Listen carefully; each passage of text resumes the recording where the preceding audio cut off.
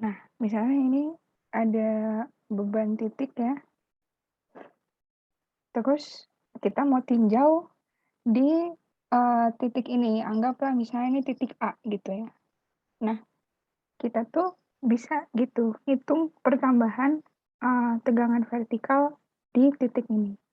Caranya bisa pakai rumus, juga bisa pakai tabel atau grafik ini, gitu. Jadi karena ada beban terus, dipikul oleh medium ini yang mana adalah tanah soal kontinum, otomatis nggak akan sama kan, di sini dikasih P, di sini nggak akan P juga, pasti lebih kecil kan.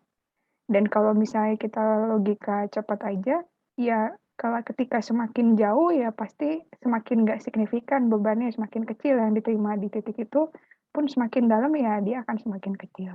Nah, tapi to be exact gimana sih caranya ngitungnya? Nah, itu bisa pakai, formulasi yang ini nih, atau bantuan tabel dan grafik.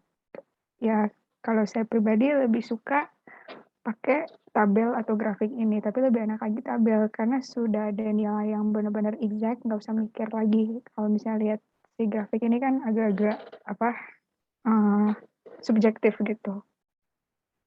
Apalagi kalau matanya nggak terlalu tajam. Nah, untuk mengetahui pertambahan bebannya ini, kita perlu tahu di posisi mana sih titik tinjau kita. Kita perlu tahu koordinat R sama Z kita dari si beban titiknya, di mana R ini adalah radius, Z adalah kedalaman. Nah, ini langsung kita contoh aja ya, biar langsung kebayang. Misal ada beban titik 5 kilonewton. Hitung pertambahan vertikal stres pada kedalaman 0, 2, 4, 6, 10, dan 20 meter. Kondisinya itu si X-nya dari titik P ini 3, Y-nya itu 4. Jadi persis kayak gini, dikasih X-nya 3, Y-nya 4, Z-nya dia minta macam-macam kayak gitu. Gimana caranya?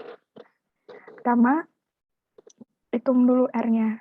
Karena kan di sini parameter yang kita perlukan bukan dalam X, Y ya, tapi dalam R. Tinggal pakai Pythagoras aja sih kayak gini, 3, 4, 5. Nah, terus untuk mengetahui si faktor ini nih, si I ini, kita perlu nilai perbandingan R banding Z. Nah, tadi kan Z-nya macam-macam tuh, ada 0, 2, 4, 6, 10, 20.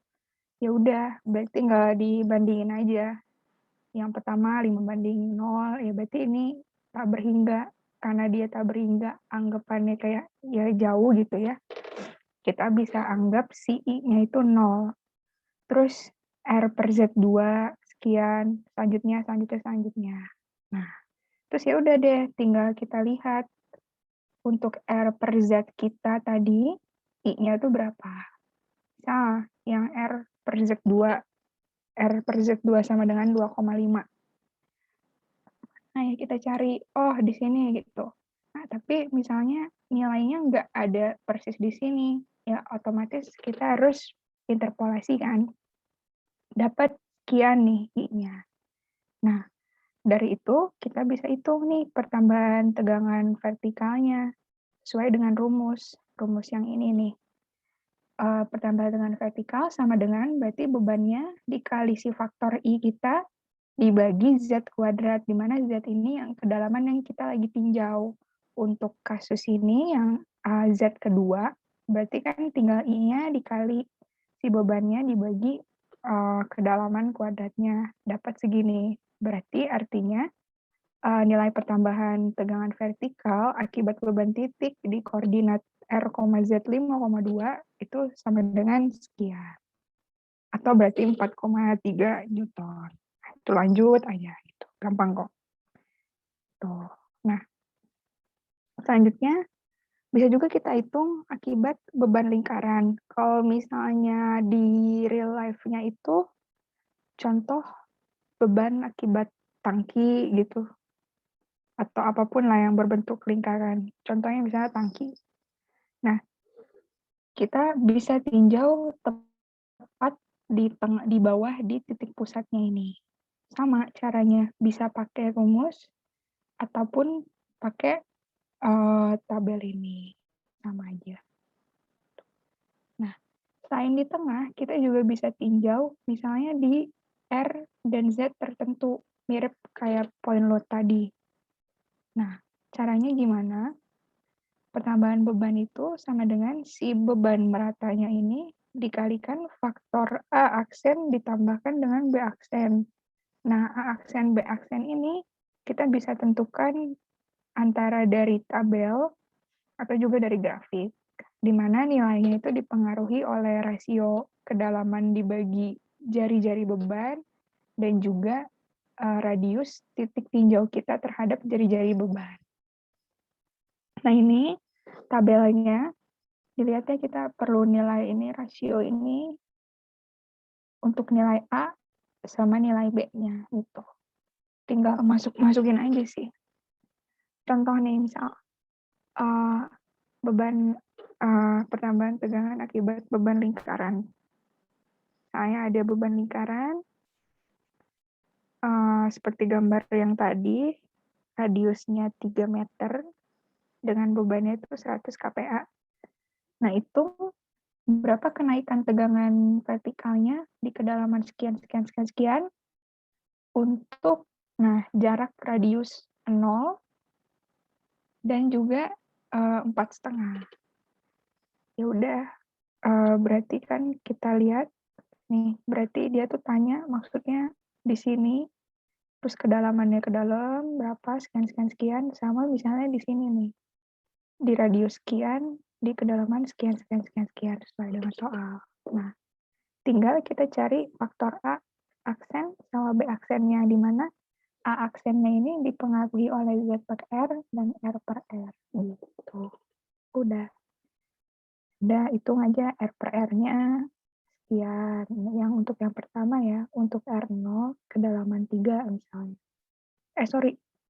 Untuk R0 di jari-jari ini kan tetap ya 3 meter. Terus Z per R sekian. Terus tentuin AB-nya dari tabel. Kita lihat nih, misalnya untuk yang R per R0 dan Z per R 0,5, A-nya sekian. Kalau B-nya yang untuk itu sama sekian nilainya. Dan ini pun sama. Misal nanti si Z per R atau R per R-nya nggak exact angka-angka ini, ya tinggal interpolasi aja ya. Tuh. Udah dapat A aksen, B aksen, tinggal hitung deh. Bebannya dikali si A aksen tadi tambah B aksen, sekian. Terus lanjut untuk yang lain. Itu masih gampang. Nah, ini misal gimana kalau untuk beban persegi panjang lah ya dengan B per L dan L tertentu, kita tuh bisa tinjau tepat di bawahnya atau juga sorry.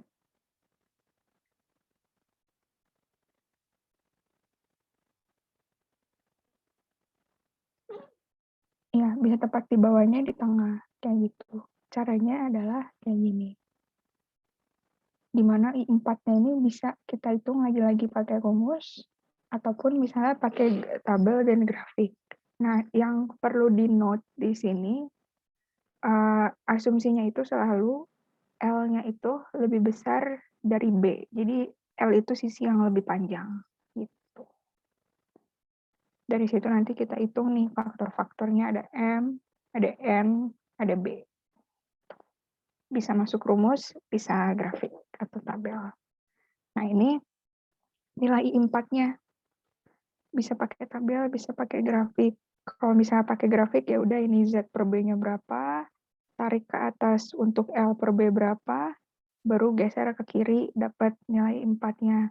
Tapi kalau misalnya untuk tabel, ya tinggal hitung aja nilai M sama N-nya, di mana M-nya kayak begini, N-nya ini Z per B, B kecilnya itu B besar per B2. Dan jangan lupa si L-nya itu harus selalu lebih besar dari B. Ini tinjauan kita kalau misalnya nggak di tengah, itu selalu di ujung atau di corner. Nah, tapi kan kadang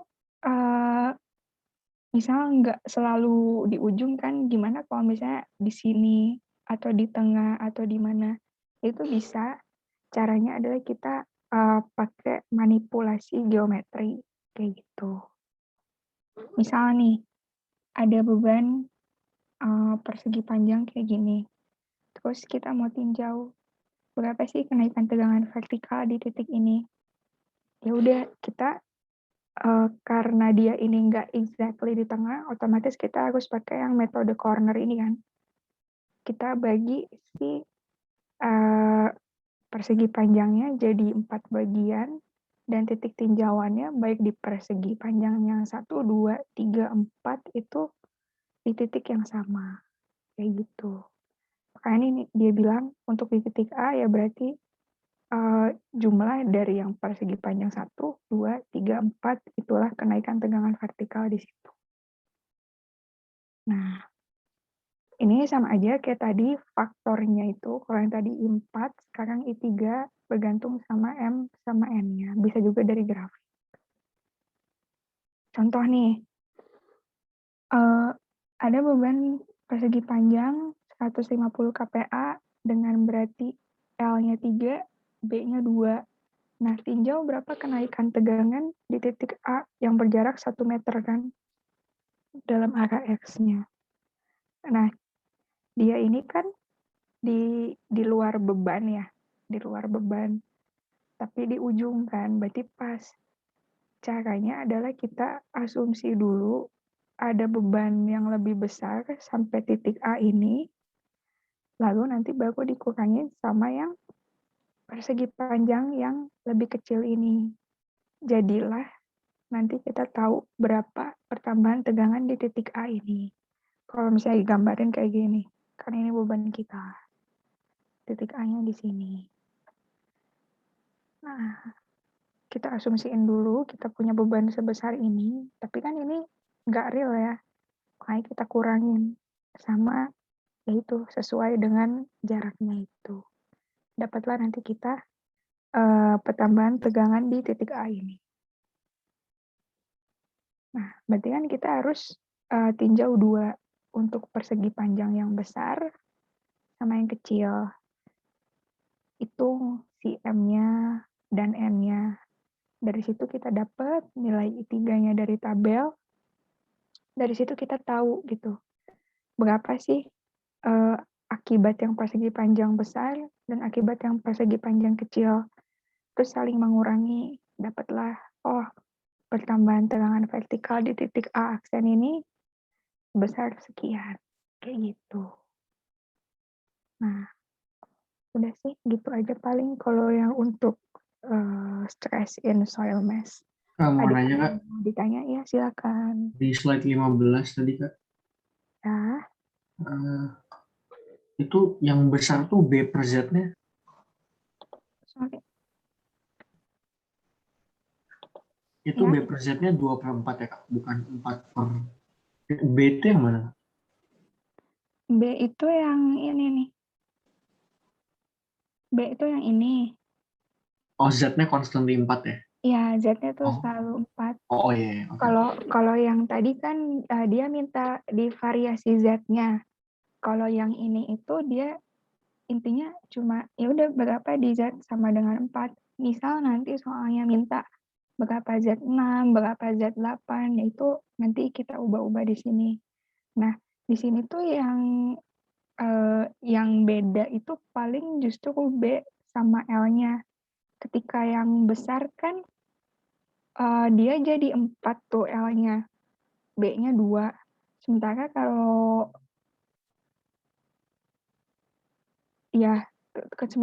yang kecil itu dia B-nya yang 1, L-nya yang 2 gitu. Paling di situ aja. Karena Z-nya itu yang tetap gitu. Untuk B per Z yang besar sama yang kecil emang kebalik gitu ya, Kak? Iya, Oh, tapi oke.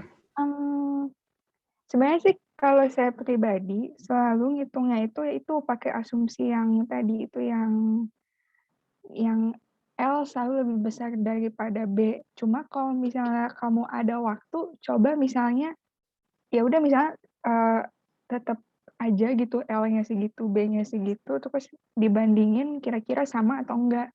Saya kalau saya nggak pernah ngitung kayak gitu sih, jadi ya udah pokoknya yang mana yang gede dia jadi L-nya, jadi length-nya gitu. Yang lebih kecil jadi lebarnya atau si B-nya itu. Cuma kalau mau tahu boleh juga sih diubah kalau kebalik sama atau enggak. Mungkin sama aja. Ada yang mau tanya lagi?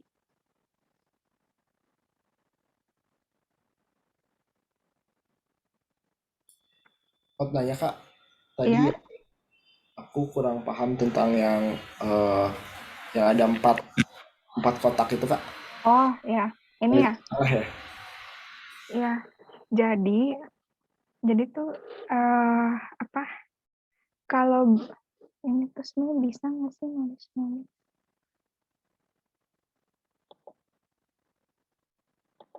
Ya, jadi tuh kalau misalnya beban rectangular itu sebenarnya lebih umum itu selalu tinjauannya tuh di corner atau di ujung. Misal nih bebannya yang ini ya, yang si biru-biru ini yang beban Makataki. Bisa misalnya di sini kamu tinjau. Bisa di sini. Bisa di sini. Bisa di sini.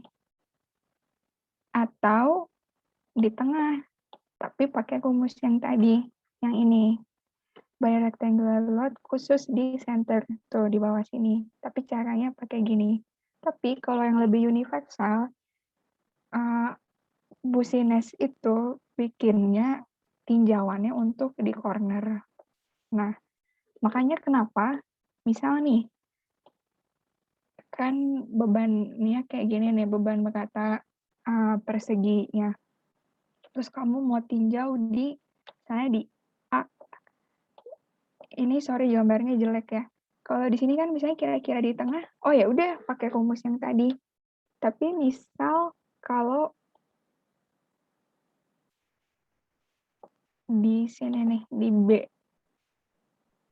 Nih titik sini.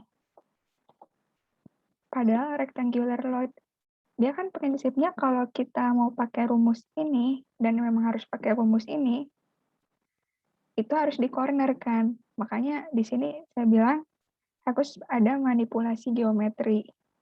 Nah, makanya kita harus bagi si perseginya jadi, kalau jadi 2 nggak mungkin. Karena sama aja ini kayak antara di tengah atau kayak di titik tanggung gitu kan. Kita masih nggak bisa pakai rumus ini. Makanya kita harus bagi jadi 4. Nih kayak gini nih. Gitu. Sorry ya jelek gambarnya. Nah, kalau di sini kan artinya kita bisa dong pakai rumus ini karena bagi persegi yang satu ini dia di corner di sini. Bagi persegi yang 2 di sini dia tetap di corner meski di kanan atas. Bagi persegi panjang yang 3 dia tetap di corner walau di kiri bawah, dan di titik 4 dia juga tetap di corner di kiri atas. Nah, nanti kan bebannya ini sebenarnya 1 kan, cuma kita bagi 4. Nah, makanya nanti kenapa pas di akhir pertambahan tegangannya itu kita jumlahin. Jadi kayak kontribusi, ibaratnya jadi kayak kontribusi persegi 1, 2, 3, 4 ini kita jadiin satu kayak puzzle di sini. Gitu. Agak udah ngerti atau kurang jelas? Oh, oke Kak, paham Kak, paham Kak. Paling aku bingungnya nanti kalau misalnya yang lebih panjang M terus yang lebih panjang tuh L daripada M, kalau pas baginya itu ternyata ada yang M-nya lebih panjang itu Kak, artinya disesuaikan aja ya Kak. Iya, Oke, kalau oke. kalau misalnya aku sih bener-bener ikut si Bu Sines punya gitu ya, selalu konsisten bikin di L-nya lebih besar dari B. Jadi bukan bukan based on position. Jadi kalau kayak gini nih, kan sebenarnya ini misalnya nih ada 1 tadinya terus dipecah 2. Sebenarnya kan ini kan kalau kita lihat yang pertama, ini kan panjangnya, which is length, ini lebarnya nih. Nah, kalau by position kan sebenarnya kita pasti ngelihat secara visual ya ini juga lebarnya gitu, ini B, terus ini L. Nah, itu tuh belum tentu. Kalau saya pribadi selalu lihat yang lebih panjang yang mana, misalnya lebih panjang ini ya sudah berarti dia ini jadi L, ini jadi B gitu. Tapi kalau misalnya kalian kayak penasaran, masa sih kayaknya sama-sama aja, ya silakan gitu, coba aja dihitung dengan 2 cara, misalnya ini tetap by position, bukan berdasarkan asumsinya si Bu Sines, apakah hasilnya tetap sama atau enggak, kayak gitu.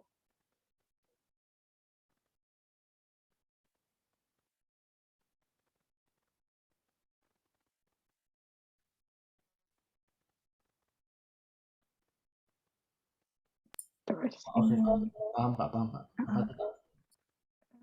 M sama N-nya tuh kita cocokin ke sini pokoknya. Dan kalau misalnya nggak pas ya interpolasi. Tapi kalau misalnya kalian, tapi saya nggak di sini meskipun saya nyontohinnya pakai tabel terus, kalau misalnya kalian emang orangnya lebih cepat pakai rumus atau misalnya lebih cepat pakai grafik, it's okay ya. Soalnya kayak ada berbagai macam cara gitu, nggak masalah. Tuh.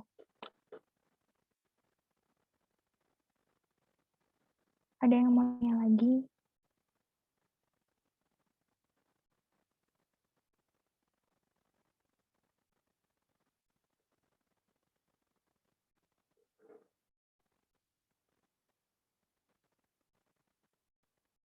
Kalau yang ini ngerti ya, yang dikurang.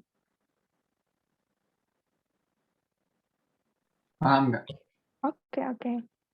Ini semua contoh di Beraja kok. Kalau misalnya mau lebih mendalami lagi, dibaca aja. Dan contoh di sana juga bagus-bagus. Jadi oke. Ya udah, kalau misalnya nggak ada yang mau tanya lagi, mungkin lanjut ke materi selanjutnya aja ya. Atau nanti kalau mau baru tiba-tiba kepikiran, nggak apa-apa ditanya di belakang aja. Oke?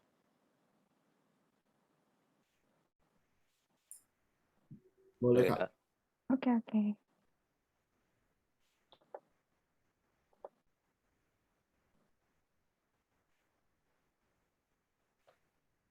Oke, halo, tes.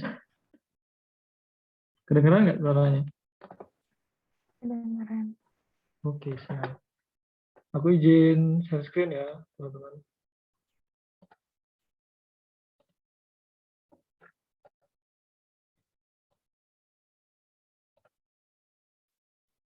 Udah tampak di layar belum? Udah. Udah ya? Oke, siap.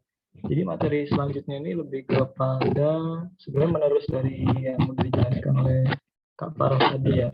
Kalau Kak Farah kan bercerita tentang masalah perubahannya. Kalau di sini itu dilanjut dengan masalah apa yang terjadi apabila tanah itu sendiri dibebani gitu. Jadi biasa kita sebutkan tuh kemampuan tanah untuk kompres tertekan, compressibility of soil. Nah, jadi gini teman-teman, kalau tanah itu kita tekan dengan suatu beban gitu ya, nah tanah itu akan menggambarkan suatu perilaku yang menarik di sini. Nah, yang pertama itu apa namanya? Tentunya dia bakal terkompresi ya, maksudnya kalau misalkan atau apalagi kalau misalkan beban itu sangat besar gitu ya. Nah, tapi dia juga ternyata ada beberapa stage nih gitu. Si tanah itu sendiri gitu pada saat dibebani itu ada beberapa fase gitu ya. Nah, yang pertama itu tanah tentunya akan terkompresi akibat elastik gitu. Jadi akibat daripada tanah itu sendiri gitu. Kalau misalkan ada suatu tanah di sini misalnya terus dibebani, sorry. Nah, ini ada beban gitu. Nah, otomatis hal yang pertama adalah tanah tentunya akan terkompres. Di mana, aduh, sorry, kok jelek banget sih.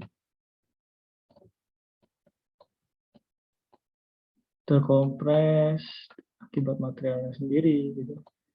Jadi kalau secara Poisson rasio dia akan makin melebar, tapi dengan arah yang tegak lurus dengan bidang bebannya dia akan kecil gitu kan. Nah, gitu. Ini yang tahap pertama nih secara elastiknya. Nah, kemudian yang kedua, jika tanah itu mengandung adanya air atau kita katakan kadar airnya dia tinggi gitu kan, terutama. Nah, secara tidak langsung tanah akan berperilaku konsolidasi gitu. Nah, konsolidasi sendiri ini ada dua hal ya. Kalau misalkan dia itu tanahnya berbutir kasar, dia akan berkonsolidasi dengan waktu dia berkonsolidasi dan juga waktu dia mengalami elastik ini, terkompresi secara elastik ini, dia dalam waktu yang singkat gitu. Mungkin nggak kelihatan gitu, begitu dibebani berat gitu ya. Nah itu dia udah langsung terjadi dua hal. Yang pertama elastik dan juga langsung dia mengalami konsolidasi gitu. Itu kalau tanahnya berbutir kasar. Nah, tapi di sini kalau misalkan tanah itu berbutir halus, teman-teman semua, nah ketika dia bebani, nah dia yang pertama tentu dia mengalami fase yang elastik ya. Dia terkompres materialnya gitu kan, kekekang. Nah kemudian karena karakter daripada lempung itu ya, ini khususnya untuk butir halus, lempung itu dia permeabilitasnya rendah yang pertama, terus juga apa namanya, sehingga kan air itu sulit untuk keluar ya. Jadi kalau misalkan kalian bayangkan ada suatu air yang kalian tekan terus air itu tidak boleh keluar gitu kan, makanya akan nanti timbul suatu tekanan. Nah, tekanan ekses air pori. Jadi itu adalah tekanan yang seharusnya dikeluarkan oleh tanah. Adanya air yang seharusnya keluar gitu kan karena ditekan. Nah, tapi tidak mengizinkan gitu. Jadi makanya dia timbul adanya tekanan ekses air pori gitu. Nah, lama-kelamaan tekanan ekses air pori ini akan turun gitu. Seiring berjalannya waktu, nah kemudian apabila sudah turun, itu tandanya sudah terjadi fase kedua, penurunan secara konsolidasi. Jadi kalau misalkan yang tanah butir kasar itu dia terjadinya mungkin satu tahap aja, maksudnya sekali brak langsung konsolidasi juga, elastik juga gitu. Nah, tapi kalau misalkan di lempung dia tidak seperti itu gitu. Jadi yang pertama itu dia elastik, tapi butuh waktu untuk terjadinya di fase kedua. Nah kemudian kalau untuk fase ketiga ini sendiri ini jarang kita cermati ya, karena cuma di beberapa kasus untuk tanah-tanah yang mengandung biasanya tuh organik, material organik gitu ya. Jadi apa namanya, adanya suatu krip atau sisa daripada penurunan akibat beban yang sama gitu. Nah ini belum, kita nggak bahas sampai ke yang kedua ini gitu. Kita cuma bahas di bagian yang 1 dan 2. Oke. Oke, next aja lah ya. Ini mungkin pengenalan aja. Nah, yang pertama ini mungkin teman-teman juga sudah mengetahui kalau misalkan penurunan secara elastik ya mungkin cukup diturunkan oleh dengan teori elastisitas ya, di mana di sini bisa terlihat ada nilai modulus elastisitas gitu kan. Nah, kemudian di sini ada nilai Poisson rasio. Nah, untuk alpha R sendiri ini dia bergantung terhadap bentuk daripada permukaan tapak dengan bebannya gitu, bidang kontak dengan bebannya gitu untuk alpha R ini sendiri. Nah, mungkin untuk penentuannya bisa banyak ya, ada dari chart biasanya. Nah, ini kalau di sini aku ngambil sumbernya dari Prof. Masyur di kuliahnya gitu untuk nilai alfanya. Nah, jadi kalau untuk untuk perhitungan elastik mungkin di slide-nya Pak Andika juga sudah ada ya. Tapi yang nggak jauh berbeda lah dengan yang dari Prof. Masyur ini gitu. Tapi intinya kalau ini untuk menghitung tahap pertama, penurunan tahap pertama, inisial yang penurunan tadi, di mana penurunan terjadi akibat materialnya atau elastic settlement gitu kan. Nah, kemudian untuk yang kedua, kemudian ini lanjut aja. Nah, ini yang bakal kita tekankan gitu teman-teman semua. Ini untuk settlement akibat konsolidasi. Jadi memang topik yang biasa kita pelajari di Mektan 2 ini adalah terhadap settlement consolidation-nya gitu. Nah, jadi kalau misalkan teman-teman bisa lihat di sini, yang pertama, apabila beban sudah menyentuh nih load ya, ini tanahnya gitu ya. Nah, apabila beban sudah terinput gitu di atas tanah, maka akan timbul ini for water pressure. Ini untuk tanah-tanah lempungan ya, di mana permeabilitasnya itu rendah, jadi air nggak boleh keluar sama sekali. Nah, efektif stresnya ini mungkin masih nol, gitu. Maksudnya belum ada penambahan tegangan efektif daripada akibat pembebanan gitu. Nah, kemudian ini setelah ini T sama dengan nol ya, terus kan berjalannya waktu kan apa namanya ada lag lah gitu kan, ada perjalanan. Nah, ini tepat setelah T itu, maksudnya tepat setelah beban itu bekerja, nah ini langsung ada proses apa disipasi air sebenarnya. Nah, peneliti-peneliti terdahulu itu menggambarkan proses disipasi ini tidak merata gitu di setiap ketinggian gitu. Dia paling sulit untuk keluar itu di bagian tengah lapisan. Nah, kemudian setelah berlangsungnya waktu dengan kemampuan permeabilitas dari tanah itu sendiri, akhirnya air sudah boleh keluar, tekanan air pori pun juga sudah selesai ya, sudah nol ya. Nah ini di sini penurunan konsolidasi sudah selesai, sudah terjadi penurunan sudah terjadi. Outre. Sip, lanjut aja ya. Pengenalan aja sih. Nah, untuk menghitung penurunannya sendiri itu ya ada ini ya, kita biasanya mendekatkan dengan hasil dari uji odometer atau uji konsolidasi ya yang pernah dilakukan mungkin kalau pandemi mungkin enggak ini ya, atau praktikumnya gimana. Kalau pandemi ada praktikum ya? Ada ya? Ada Kak, video doang tapi. Oh, ada video dong, iya. Padahal kalau misalkan, wah sayang banget tuh. Nah ini kalau misalkan nanti kalian uji odometer ya, nanti keluar nih hasil yang kayak gini nih. Jadi perilaku tanahnya itu bagaimana? Kalau misal perilaku konsolidasi tanah itu bagaimana kalau misalnya kita uji di odometer gitu. Nah ini yang pertama, ini terhadap beban ya, ini beban ya, ini beban, ini void-nya gitu kan. Nah kalian bilang bayangkan aja ini suatu nilai X gitu kan, ini panjang lah, satuan panjang. Ini beban ya kan. Nah, maka kalau kita sebut ini sebagai delta, itu kan bisa kita bilang itu kalau di fisika dia kan modulus ya. Ya kan? Nah, tapi karena ini dia dalam log scale. Nah, jadi modulus ini itu maksudnya adalah berupa ini, nilai CC dan nilai CS. Nah, kalau nilai CC itu sendiri itu yang bagian sini ya. Dia bagian di mana sudah mengalami normally consolidated. Kalau misalkan yang CS itu dia di bagian di mana mengalami over consolidated. Jadi artinya apa? Artinya kalau misalkan ini ada suatu tanah ya, suatu sampel tanah gitu kan, X gitu dengan ya mungkin kita katakan suatu tanah A gitu ya. Nah, dia ternyata sejarahnya dia dulu pernah dibebani dengan 100 kPa gitu. 100 kPa. Nah, kalau misalkan kita bebani dengan 120 kPa, apa yang terjadi? Kan sudah melebihi ya kapasitasnya dia dulu ya. Nah, dia itu bakal turun cepat. Maksudnya juga bukan cepat sih, lebih besar. Penurunannya itu jauh lebih besar gitu kan. Ya mungkin yang tadinya di sini nih nilai E-nya nih, itu kan menggambarkan angka void ratio ya. Jadi maksudnya angka purinya gitu. Nah, begitu dibebani dengan yang tadinya ini, terus dibebani di daerah sini gitu kan. Nah, dia cepat sekali ini dia. Bukan cepat sekali, sorry. Besar sekali dia perubahannya gitu. Nah, inilah kondisi di mana dia mengalami penurunan secara NC. Nah, berbeda hal dengan Kalau misalkan dia dibebani dengan beban yang lebih kecil dari yang sebelumnya gitu kan, taruhlah misalkan masih di kisaran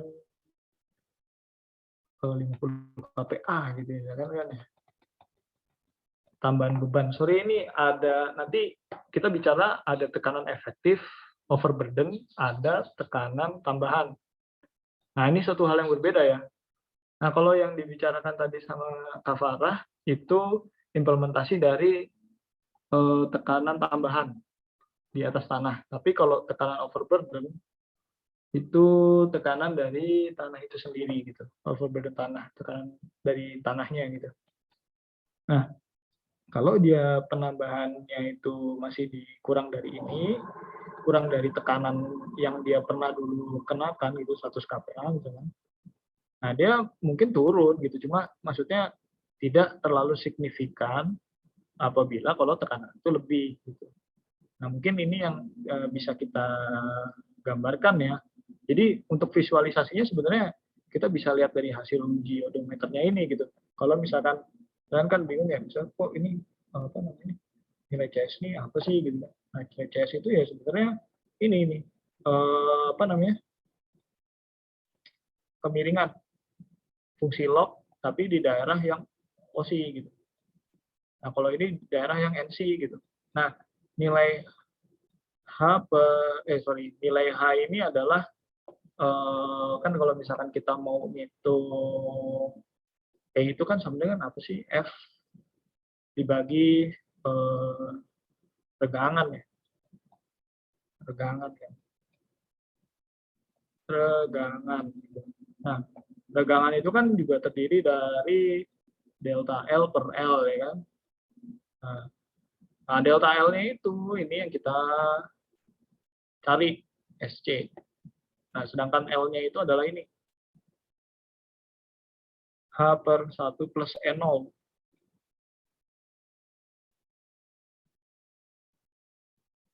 Nah, F-nya itu ini. Ini F-nya, ini modulusnya nih. CC ini modulusnya. Gitu. Nah, di sini ada berbagai rumus ya untuk perhitungan konsolidasi sendiri. Gitu. Yang pertama itu kalau kondisinya tadi, jadi kalian cek dulu OCR-nya berapa, prakonsolidasinya berapa, terhadap tekanan overburden dia, plus overburden,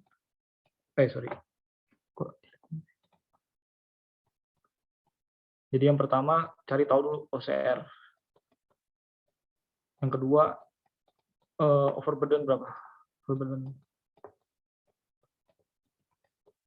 Nah, yang ketiga baru tuh tekanan tambahannya berapa sih? Tekanan tambahan berapa sih? Tambahan berapa?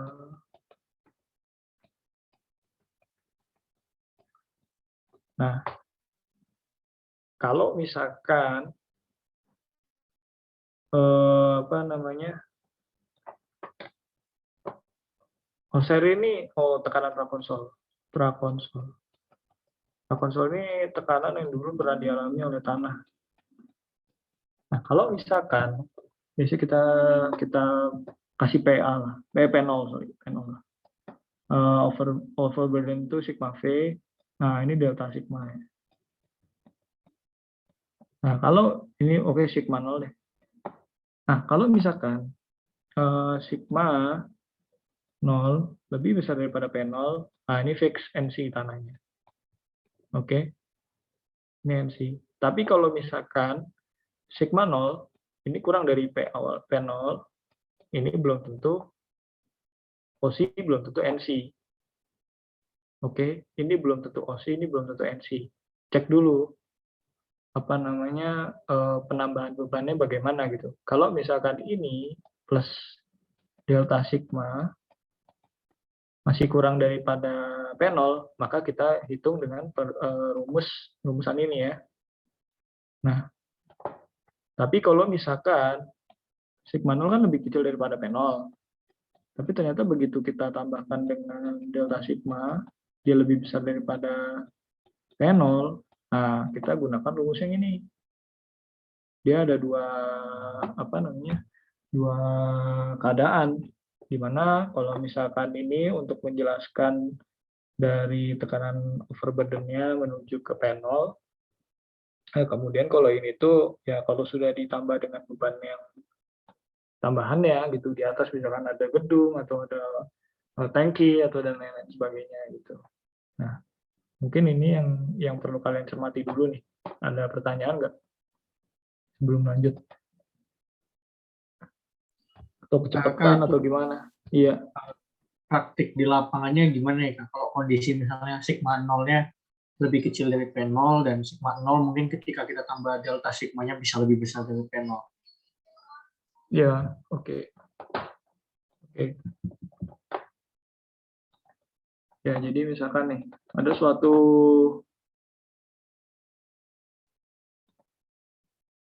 case ya, suatu kasus. Oke. Nah, pertama kita lihat dulu nih di lapangan bore log-nya seperti apa, terus pengujian apa aja yang sudah dilakukan. Taruhlah kita tahu ada pengujian SPT, ya kan, standard penetration test, di mana di lapisan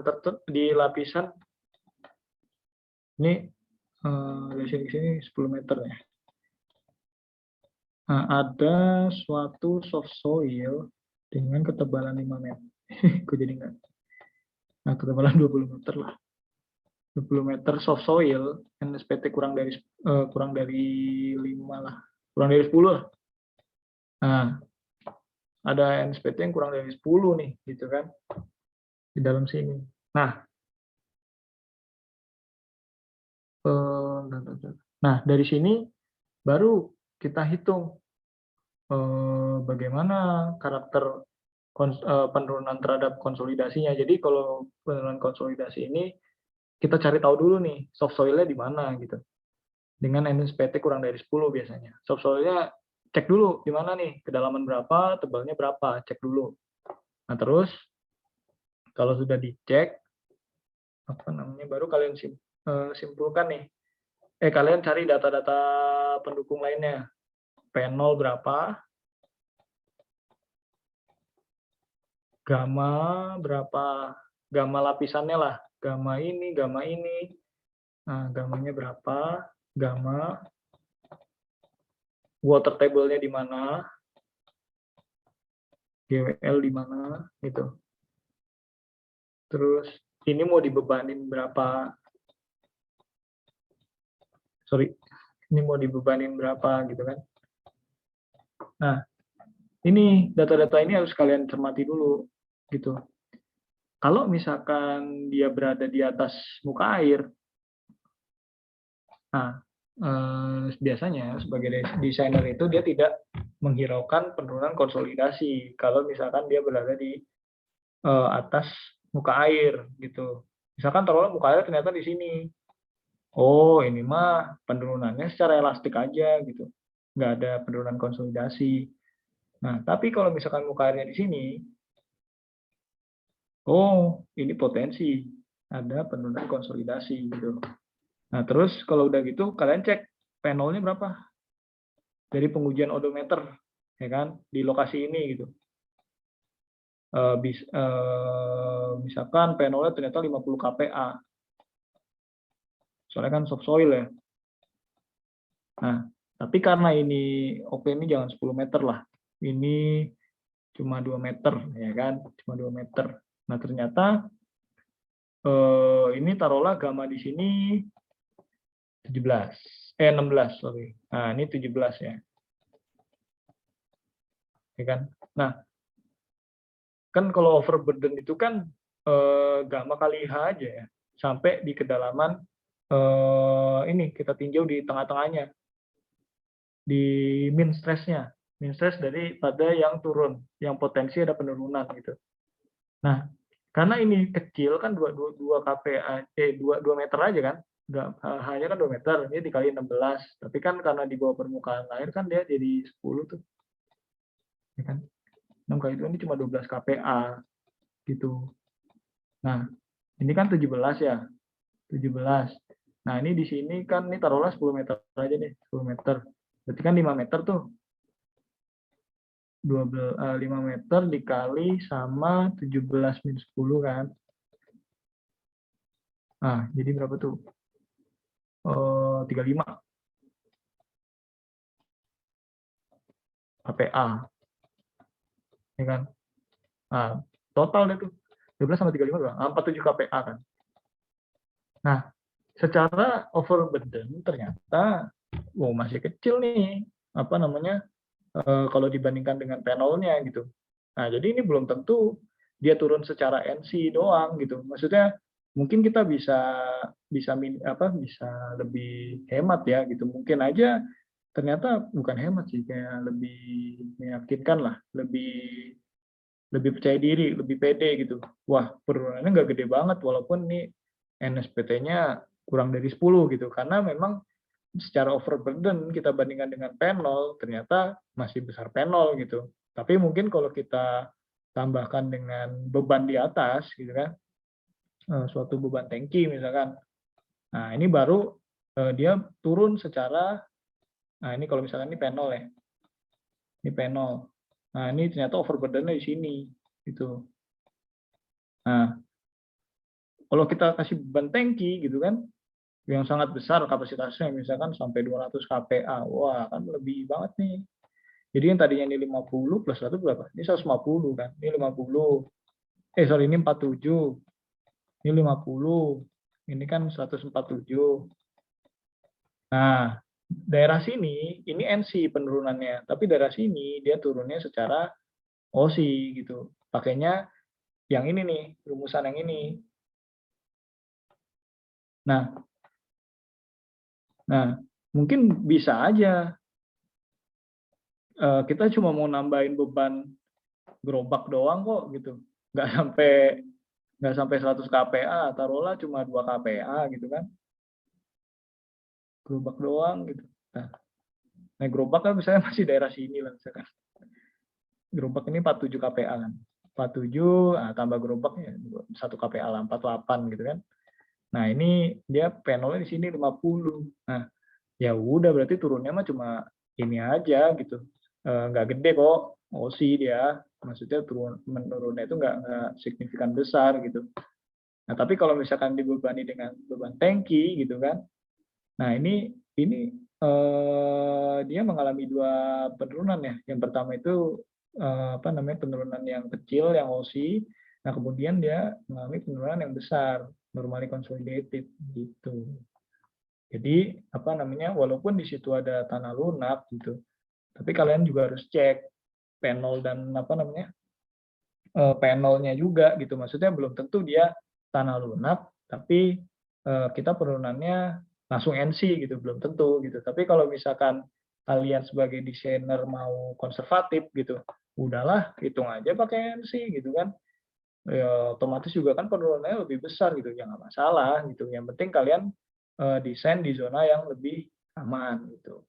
Jadi kalau di geoteknik itu nggak ada yang benar, nggak ada yang salah kok gitu. Gimana filosofi si desainernya aja gitu. Dan memang masih di ranah batas keamanan gitu. Kalau misalkan secara penurunan normal si strukturnya masih aman ya, misalkan taruhlah turun 50 cm tapi strukturnya masih oke-oke aja nih, gitu, ya nggak masalah gitu. Tapi kalau misalkan kalian mengeluarkan data dengan hasil yang 50 cm kan juga kan istilahnya konservatif ya gitu. Si struktur ya mungkin jadi ada warning gitu, walaupun ternyata kenyataannya nggak begitu gitu. Turunnya mungkin dia secara OSI dulu gitu kan lebih kecil. Kalau OSI kan lebih kecil, parameter modusnya juga lebih kecil ya gitu. Jadi kan penurunannya juga kecil gitu. Mungkin gitu sih. Ada yang ingin tanyakan juga nggak? Ada yang ditanyakan lagi nggak? Terkait penurunan. Ini baru penurunan aja nih. Intinya kalau penurunan ini kalian harus tahu dulu. Kalian tuh bergerak di wilayahnya OC atau NC gitu. Itu.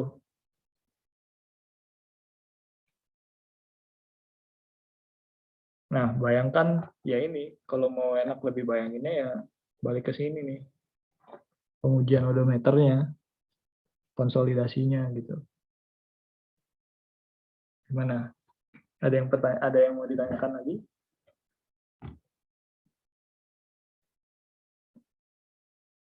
Aman Kak? Aman ya? Oke, next. Biar cepet. Nah, next. Nah, ini ada contoh soal nih. Aku ngambil dari Beraja sih. Langsung kita kerjain bareng aja ya. Ini ada tanah ceritanya. Terus apa namanya dengan delta sigma penambahan beban itu 100 kPa. Ini mungkin apa nih? Tong dari tangki kali 100 kPa mungkin. Nah, terus di mana ini ketahuan nih ada parameter tanahnya nih ada gamma dry, gamma sat. Nah, kalau misalkan apa namanya? Ini kan memang udah jelas ya. Jadi tanah lunaknya yang mana nih? Kalau misalkan teman-teman lihat dari sini. Ini kan nggak ada informasi lain ya. Nah, cuma ada informasi kalau ini sand, kalau ini clay. Oh ya udah berarti potensi konsolidasi peturunan kan cuma di clay kan. Nah, berarti di sini gitu. Tapi kadang soal Bandika tuh mungkin bisa aja gini. Nah, ini ada suatu lapisan kan. Nah, ini sand misalkan. Sand clay. Ini clay. Ini SPT-nya N-nya udah 50. Nah, ini 10. Nah, berarti kan potensi yang kalian hitung cuma di sini aja ya. Gitu. Maksudnya nggak usah sampai sini-sini. Kak, ini N itu apa ya? NSPT. Oh, udah belajar belum SPT? Pengujian SPT. Pukulan. Udah Tadi belum? 30 cm. Atau belum? Jumlah. Hah? Belum Itu ya? 50 tuh jumlahnya apa? Iya, jumlahnya. Oh, oke. Jumlah pukulan apabila penurunan 30 cm akhir gitu. Oh, berarti maksudnya ketika udah dipukul sebanyak 50 kan asumsinya udah Keras keluar banget. Ya kan? water pressure-nya gitu ya? Udah. Iya, udah karakternya udah hard soil lah. Oh, oke. Sip. Udah hard soil. Gitu. Semakin sedikit, berarti kan makin dekati soft soil, ya kan? Nah, itu. Nah, ini. Jadi nggak perlu nih dihitung sampai sini. Tapi kalau misalkan kalian mau hitung secara yang tadi udah dijelasin sama Farah ya, business-nya gitu. Misalkan ini bentuknya lingkaran. Tapaknya misalnya bentuknya lingkaran. Oh, ternyata si lingkarannya ini di kedalaman si hard soil masih kerasa nih. Tapi kecil gitu kan. Nah, tapi ini N50 sebenarnya ya nggak usah dihitung juga nggak bakal turun gitu. Maksudnya kecil lah penurunannya. Ya 0, sekian mili lah. Ya buat apa gitu dihitung 0,05 mili gitu. Nggak kerasa banget.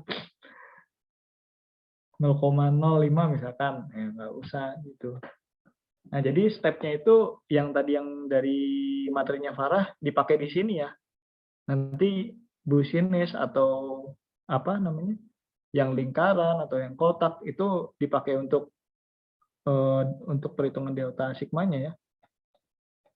Delta sigmanya ya. Jadi delta sigma itu jangan serta-merta langsung kita pakai yang di atas. Wow, besar sekali. Besar banget gitu. Pakainya ya yang dirasakan di lokasinya dia, misalkan di sini ya. Nah, ya pakai yang di sini gitu. Misalkan ini dari sini 5 meter. 6 tambah 3,5 bagi 2 berapa ya? 175 ya? Nah, itu 175. Nah, ini 175. Ya udah. Ini kan 175 ya. Nah, ini 4, ini 2. Nah, dipakainya yang lokasi di sini ya. Gitu. Jangan yang di sini, besar banget. Yang dirasakan si soilnya aja gitu. Untuk delta sigmanya. Nah, lanjut aja ya biar apa namanya? Biar apa belum? Oh. Kalau penyelidikan tanah belum masuk ya? Teman-teman, apa udah? Halo? Apakah? Kalau penyelidikan tanah belum dipelajari. Misalkan ada uji-uji apa aja gitu.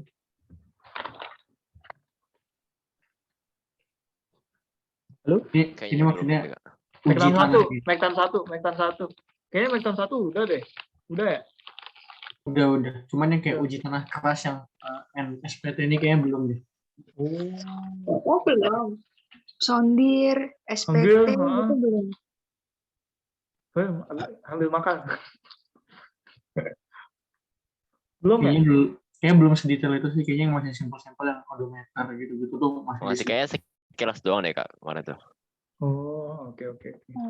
Belum detail banget sampai kayak ke ininya itu. Atau udah tapi nggak ini nih. Iya, mungkin. Nggak fokus. Bisa jadi sih. Nggak apa, tapi emang materi geotek kalau nggak tahu apa namanya, emang susah sih. Maksudnya aku juga dulu bingung sih sebenarnya. Kalau nggak tahu di lapangan itu kayak gimana gitu, wah Nggak kebayang.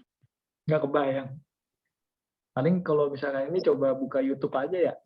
Kalau misalkan emang minat buat belajar. Nah, langsung aja deh masuk ke soalnya nih. Ya, lanjut. Nah, nih coba hitung primary consolidation-nya nih. If the clay is normally consolidated. Nilai E-nya udah ada. Ya kan? Void ratio udah ada, nilai ini kalau di sini kan udah ketahuan kondisinya dia normally consolidated gitu. Pakainya apa berarti CC ya? Pakainya CC. Nah, ini ada data gamma dry 14, gamma satnya 18, desain.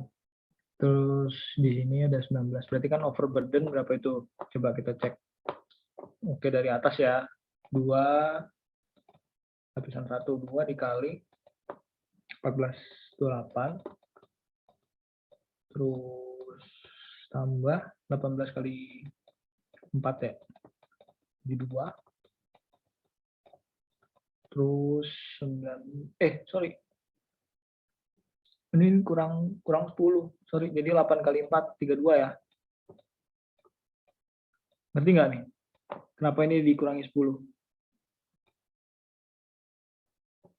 Halo? Kenapa tuh, Kak? gamma dry-nya. Efektifnya ya yang kita tinjau. Oh iya, dicari gambar ya, benar. Efektif stresnya ya. Efektif stres. Ingat, efektif stres. Jangan total.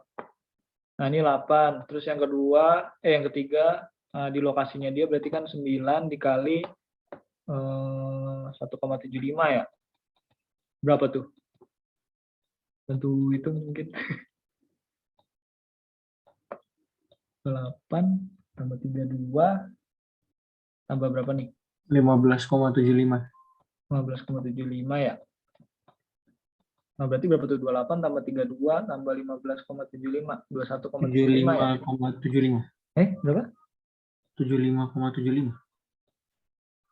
28 tambah 32, 60. Oh iya, 60 tambah 75,75 ya? Nah, ini efektif stresnya sigma 0. Efektif. Nah, oke. Terus, di sini ada nih. Use CS sama dengan CC and equation 11/40. Lanjut aja ya.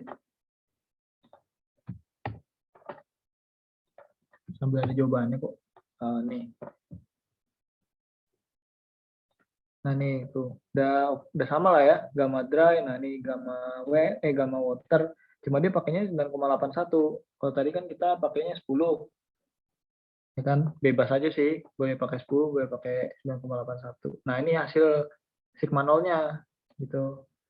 Nah terus di sini dia korelasi sih buat dapetin nilai CC. Tapi biasanya Pak Andika udah ngasilin nilai ini. Ini korelasi aja nih dari kalau diketahui ya pakai aja. Tapi biasanya langsung hasil aja sih. Pak Andika langsung dari hasil CC-nya berapa gitu, misalkan 0,2, nah langsung aja pakai. Nah ini tinggal masukin ke rumus yang ini, yang normally ya. Nah H di sini tuh tebal lapisannya 3,5, ya kan? Kalau kita back. Nah, 3,5 kan? Oke. Nah, terus kemudian untuk yang E-nya juga 0,8. Ada ya datanya ya, 0,8. Udah, tinggal dihitung. Nah, terus sigma 0 aksennya efektif stresnya 76,08. Nah, delta sigma ini yang penambahan bebannya. Nah, di sini dia langsung pakai 100. Tapi harusnya kalau mau detail perhitungannya pakai rumus yang tadi yang udah diterangin sama Kak Farah ya. Jadi pakai yang pendekatan sinus atau dan lain sebagainya. Kalau pakai 100 ini ya konservatif gitu. Jadi hasilnya memang besar. Nah, ini nanti hasilnya segini ya. 126. Oke. Sampai sini ada yang pertanyaan nggak?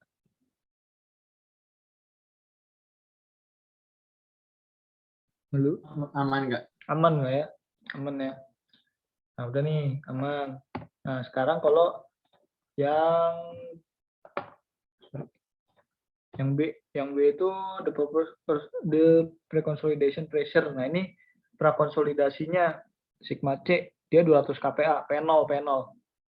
Kalau tadi kita asumsi lambangnya P0, ini sigma C-nya sigma C.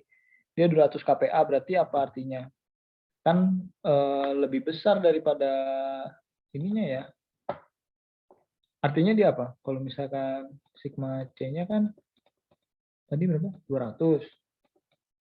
Sedangkan sigma 0 kita kan 76. Terus penambahan delta sigma kita kan 100. Ya enggak? Artinya apa? Kalau sigma 0 ditambah delta sigma, dia masih kecil ya.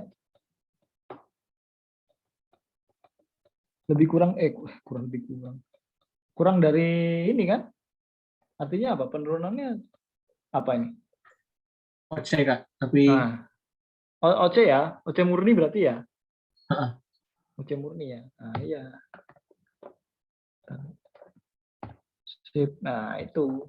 Nah, ini turunannya dia OC murni dia. Maka langsung dimasukinnya rumusnya OC aja gitu. Tuh. Ya kan? Nah, tadi di depan dikasih tahu sih kalau CS itu dia CC per 5. Nah, ini dia lebih kecil ya. CS lebih kecil.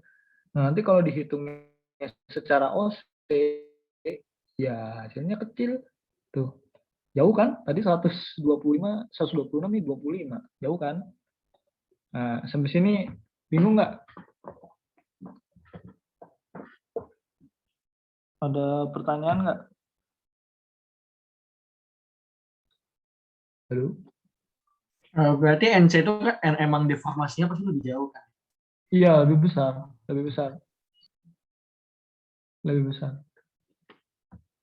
Kak, maaf Kak, tadi maksudnya gimana yang jauhnya itu? Tadi aku agak Oh, miss. ini nih. Ya, maksudnya bukan masalah jauh sih. Maksudnya lebih besar kalau kita hitung dengan perhitungan yang NC. Ini nih. Ini. Nah, nih. Sejauh banget kan. Kalau NC kan dia 126. Kalau yang OC tadi kan cuma 25 mili kan. Gitu. Kalau ini dia mengasumsikan kalau yang perhitungan NC itu tegangan P0-nya itu kurang dari si 176 tadi.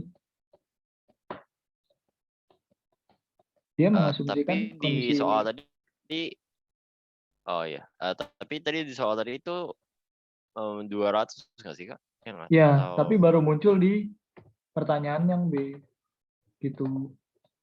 Oh iya, ada B-nya di bawah. Oh iya. Iya, di yang umumnya nggak ada. Nah, nih di yang umumnya nggak ada. Gitu. Nah, gitu. Jadi ceritanya mungkin ya ini mungkin bisa terjadi sih. Jadi si desainer itu kan pengennya konservatif ya. Ya udahlah dia nggak usah ngecek P0-nya gitu. Nah, terus begitu dia begitu dia keluarin kan tuh hasilnya kan kalau pakai ini 126 mm nih, ya kan. Terus mungkin owner coba Mas cek dulu dong itunya P0-nya gitu kan. Nah, kayak di B ini kan. Oh, ternyata P0-nya 200 gitu. Jadi masih dia bergerak di di sisi yang OSI gitu. Wah, ternyata kalau kita hitung pakai OSI dia cuma 25.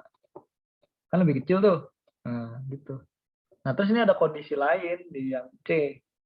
Kalau prakonsolnya 150. Nah, kan lebih kecil tuh dari yang tadi. Kalau 150 berarti ruangannya di mana dia?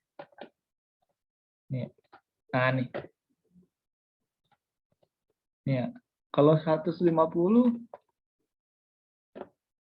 kan dia lebih besar daripada sigma 0 ya. Ini kan 150 kan di sini ya. Ya kan? Ini prakonsolnya nih. PC EP0-nya. Nah, tapi begitu dia dibebani, loh, ternyata lebih besar daripada P0-nya gitu kan. Nah, kasus yang kayak gini kita hitung dengan dua kondisi gitu. Kondisi yang pertama itu kalau dari dari overburden sampai ke P0-nya, sampai prakonsolnya nih. PC lah, PC. Nah, terus setelah itu kan karena penambahan bebannya lebih besar daripada si PC, nah kita hitung kondisi yang kayak gitu. Nah, jadi kalau misalkan digambarkan di odometer yang tadi itu yang pengujian konsolidasi, itu dia gini. Ini kan PC-nya di sini. PC ya. Nah, ini untuk kasus yang part C ini. Dia sigma 0-nya kan di sini, ya kan? Nah, tapi begitu dia ditambahin beban, loh, kok dia di sini posisinya gitu.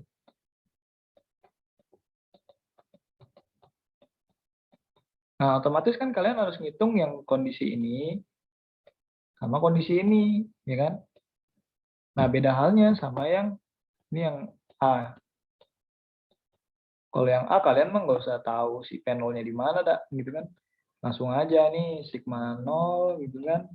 Ini sigma 0 plus delta sigma, ya kan? Nah, udah nih kondisinya NC dah. NC pas aja gede banget 125. Boros, gitu kan? Nah, ini part A. Nah, kalau part B, coba cek si owner nyuruh ngecek. Oh, ternyata PC-nya di 200 gitu kan. PC, sorry. Ini 200. PC. P0 200.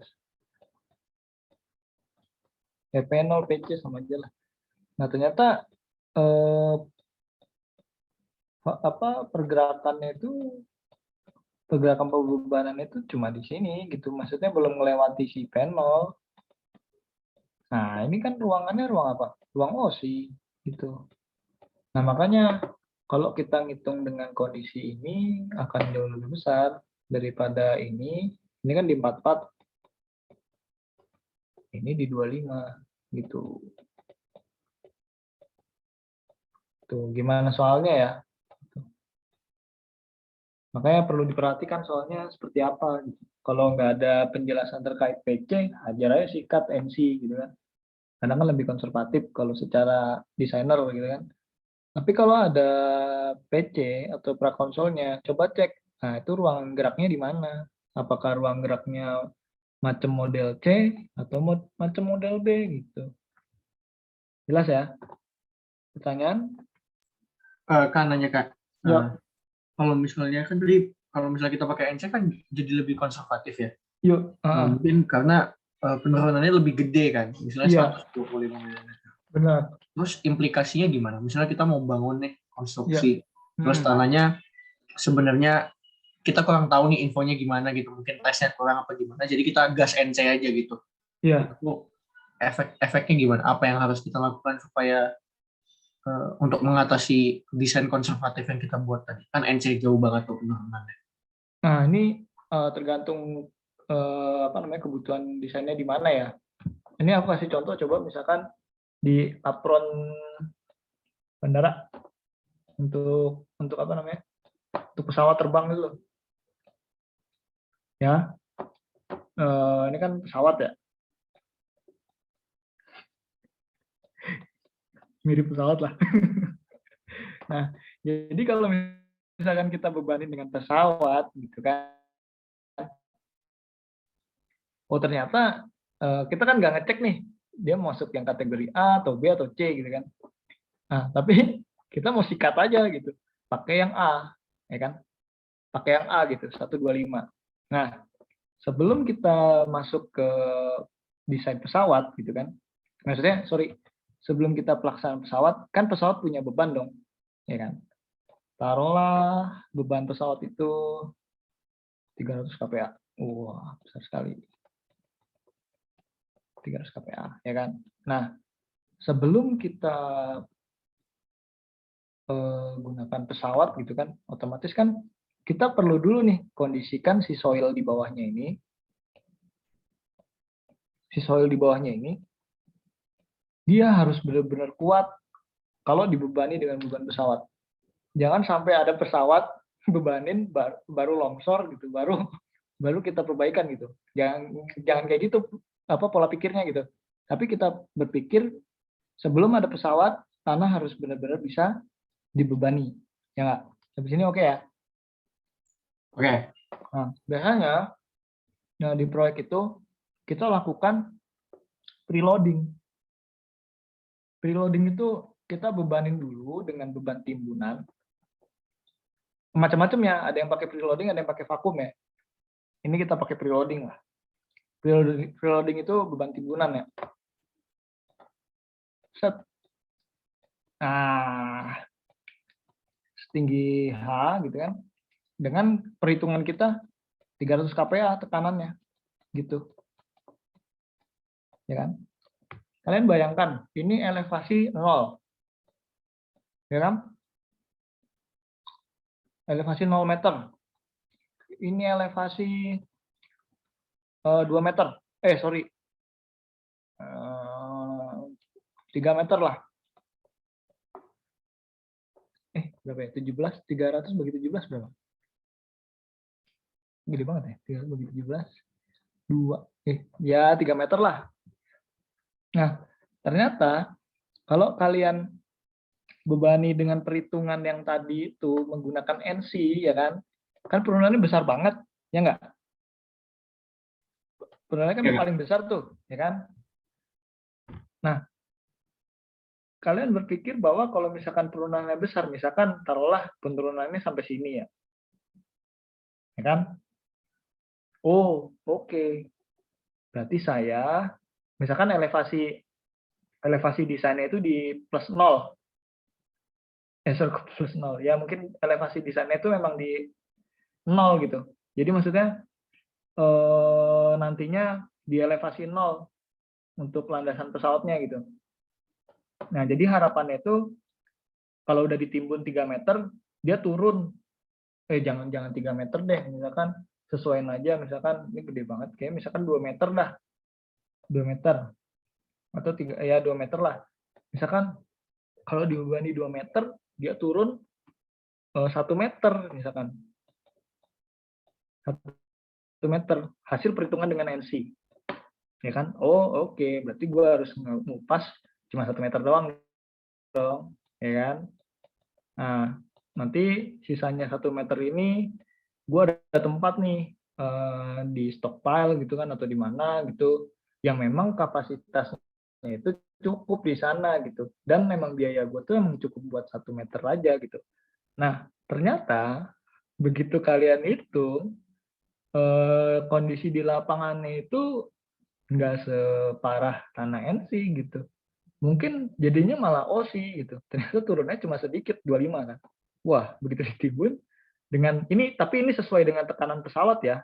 Ini beban pesawat ya, harus beban pesawat ya. Beban pesawat. Harus beban pesawat gitu.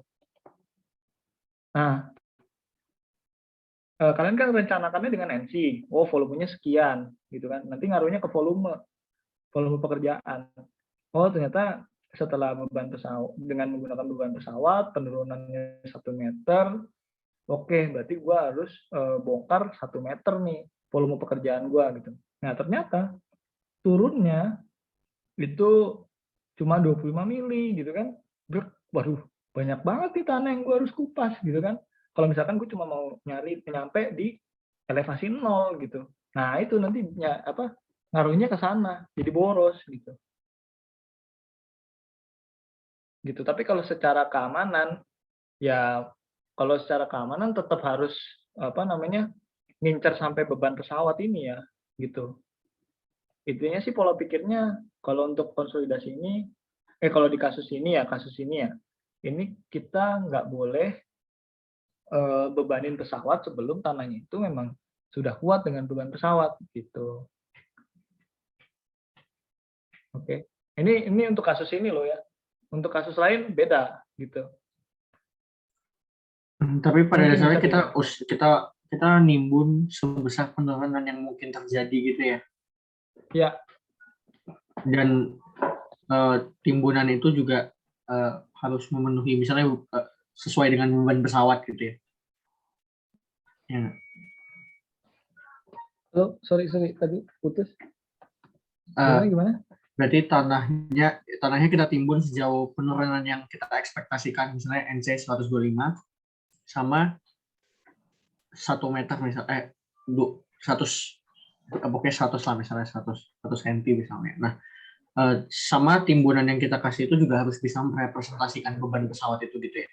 Iya, jadi yang pertama timbunannya harus presentasikan beban pesawat dulu nih pertama. Nah, kedua baru hitung berapa penurunannya. Nah, dari berapa penurunannya nanti kita bisa dapat kan berapa volume yang kita kupas gitu.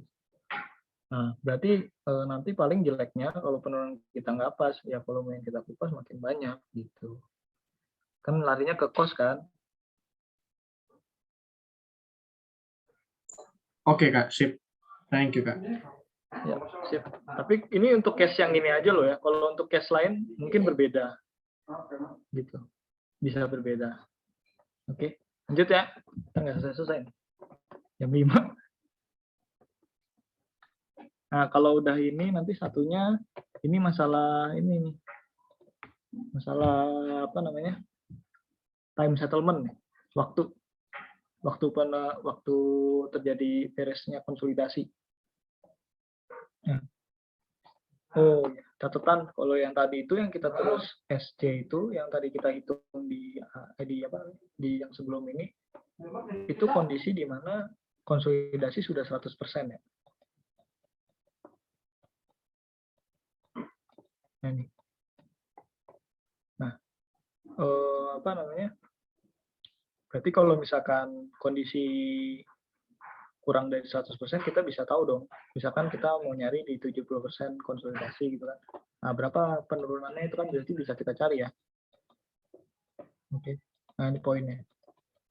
Nah, di sini kalian harus tahu nih, persen konsolidasi itu rumusnya seperti ini. Jadi 1 minus UZ per U0 gitu. Nah, U0 ini adalah delta sigma. Oke. Nah, UZ ini tekanan ekses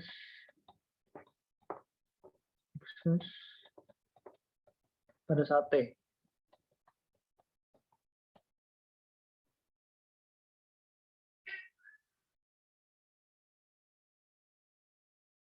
Pada T.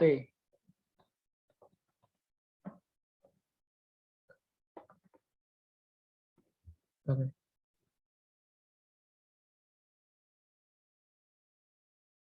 Nah, udah. Nah, ini.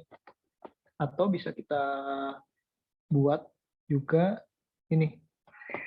U0 itu adalah SC dibandingkan dengan penurunan pada saat waktu T. Gitu. Jadi misalkan pada saat waktu T itu misalkan ternyata penurunannya masih 30 cm gitu kan. Tapi setelah kita hitung-hitung di yang tadi itu ternyata 40 cm. Oh, berarti U-nya persen konsolidasinya mungkin masih 0,75. Ya. Oke.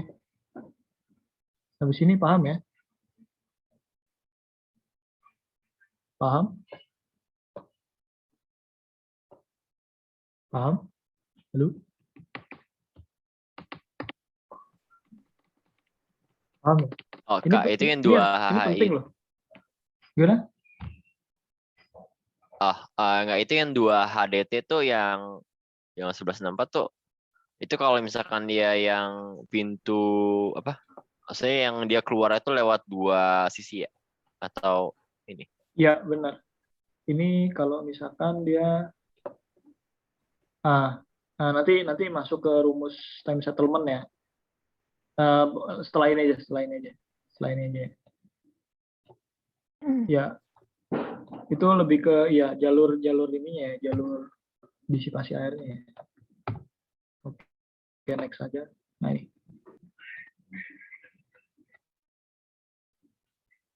Nah, nih larinya nanti ke sini ya. Nah, ini HDR-nya benar. HDR itu jalur terjauh air itu mengalir keluar. Kalau misalkan ada 2 lapisan drain, ini pasir, misalkan ini pasir,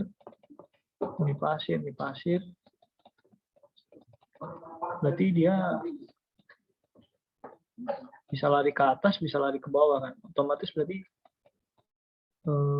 ini HDR-nya, jarak terjauhnya. Tapi kalau misalkan dia ini lempung, nah ini pasir, nah jarak terjauhnya kan ini. Nah ini HDR. Oke. Nah ini rumus penentuan time factor ya. Jadi TV ini dia pemodelan terhadap hubungan antara persen konsolidasi dengan waktu. Ini model waktu dan persen konsolidasi. Waktu dan U. Nah, kalau T ini kan lama waktu. Aduh, jelek banget sih. Nah, CV ini kecepatannya. Ini kecepatannya. Kecepatan. Itu. Nah, ini pemodelannya itu terhadap fungsi parabolik ya, TV itu. Nah, tapi perlu diingat sih, sebenarnya kan kalau tadi kita lihat itu kan dia bentuknya gini ya.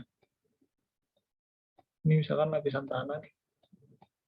Jadi ada 2 metode ya. Sebenarnya kalau misalnya kita ngecek U di sini itu bakal beda ya.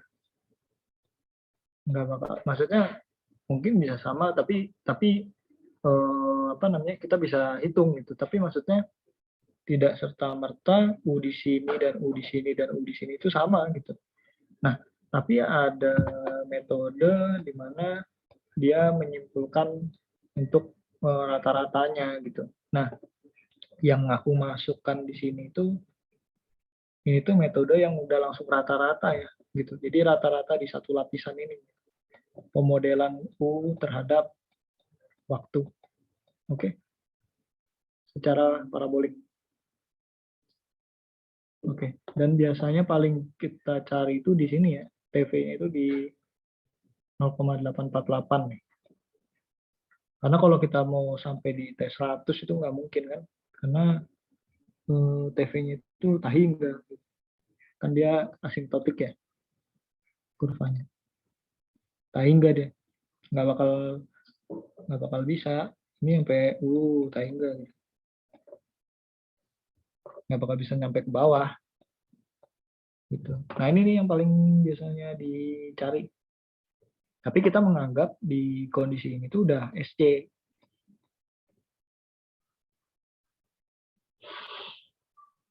Gitu.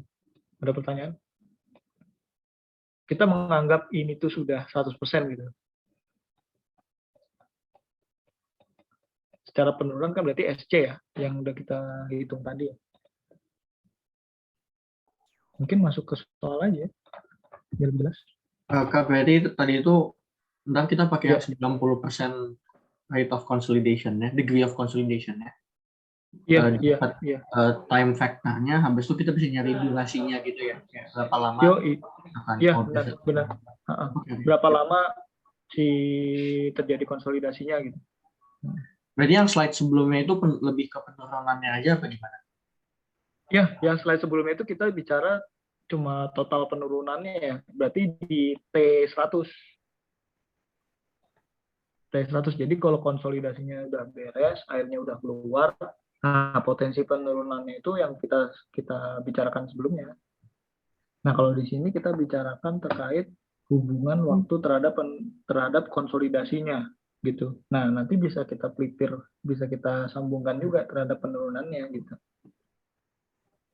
Karena tadi kan persen konsolidasi itu menggambarkan penurunan yang waktu T terhadap penurunan yang kita tadi hitung gitu. Yang SC tadi itu. Gitu sih. Gimana? Oke, Kak. Thank you, Kak. Sudah jelas?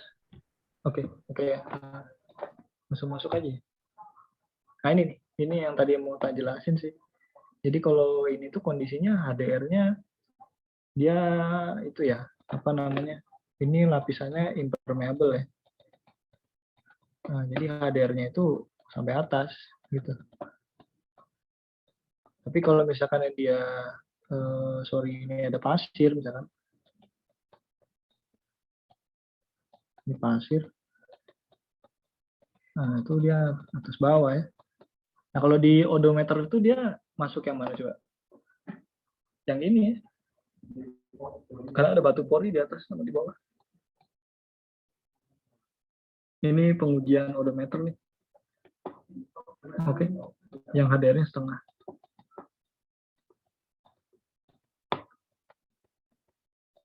Oke, lanjut aja ya. Nah, ini masuk ke contohnya sih, contoh perhitungan itu. The time required for 50% consolidation of 25 thick clay layer dry at both and bottom. Oh, berarti HDR-nya setengah ya. In the laboratory it's 3 menit. Nah, 15 second. How long in days will it take for 3 meter thick clay layer of the same clay in the field under the same pressure increment to reach 50% consolidation? In the field, the clay layer is then at the top only. Oke, nah kalau ini mah cuma persamaan kesetimbangan aja ya. P50 sama dengan CVT per DR kuadrat sama dengan CVT. Kan kalau waktu mah kan persen waktu mah sama ya. Persen consolidation kan sama tuh. Kalau ini kan pasti sama ya. Model ini pasti sama ya. Jadi kita bisa langsung masukkan aja. Nah, terus juga CV kan pasti sama. Nah, jadi kita bisa kita bisa buat persamaan ini gitu. Nah, tapi di sini ada yang berbeda nih. Kalau di sini di lapangan dia cuma top only doang. Dia bisa alirannya ke atas doang. Gitu. Berarti kan di 3 meter ya. 3 meter nih. Nah, tapi kalau misalkan di pengujian lab itu dia bisa lari ke atas, bisa lari ke bawah gitu. Jadi kita pakai yang setengah H gitu. Nah, dari sini kita bisa dapat nih, kalau misalkan kebutuhannya cuma mencari T50 gitu kan, U-nya itu 50%. 50% gitu kan. Oh, ternyata waktunya itu butuhnya segini, 130 hari. Nah, gitu aja sih kebutuhannya. Nah, terus yang kedua ini ada pertanyaan lagi nih. How long in days will it take in the field for 70% primary consolidating to occur gitu ya. 70% nih. Apa namanya? Kan kalau kita kan tadi kan ada tabelnya ya gitu. Kalau di sini itu dia pakai kalau T50-nya ini 0,197. Biasanya sih kita pakai yang T90 ya. Itu di 0,848. Bisa juga tergantung yang diketahui aja nih.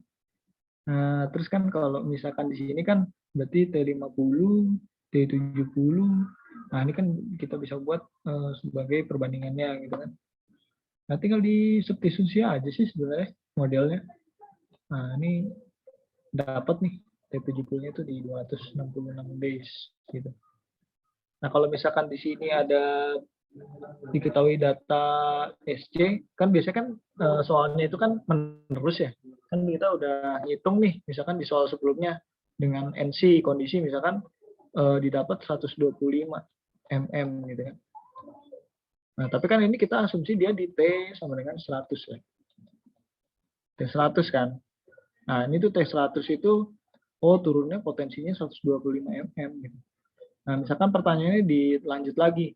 Kalau misalkan tuh terjadi U-nya itu sama dengan 70% atau T70, kira-kira berapa dia turun gitu ya? Misalkan.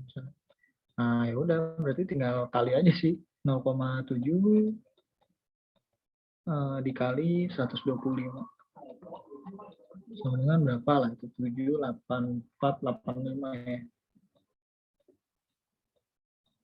Mili. Nah, paling gitu sih. Paling gitu aja sih. Yang kalau konsolidasi. Ada apa lagi ya? Gak ada. Kak, sorry, SC itu tadi apa? Apa? SC yang 125. Oh, SC tuh enggak, kalau misalkan kita disuruh ngitung yang tadi itu loh. Kan biasanya soalnya kan nggak mungkin ini ya. Biasanya kan paralel tuh menerus.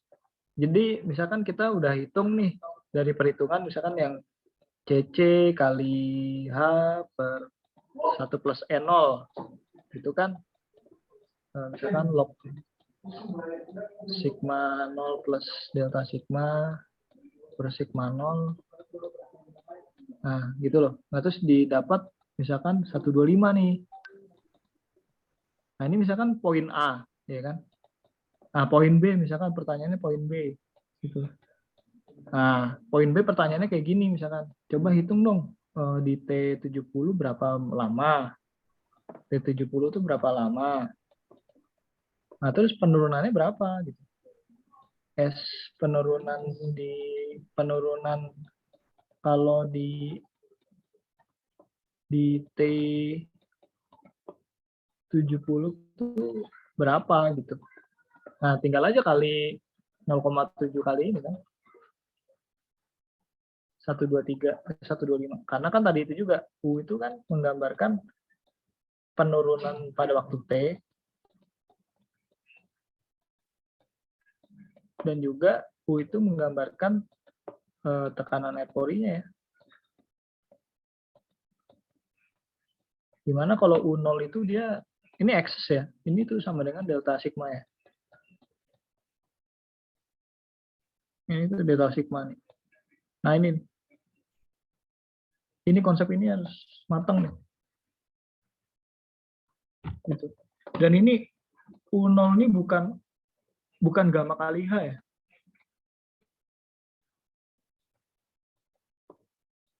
U0-nya ini bukan gamma kali H ya, tapi ini U0 ini delta U0 ya. Atau sama dengan delta sigma itu. Nah, kalau kalian balik lagi ke yang ini awal.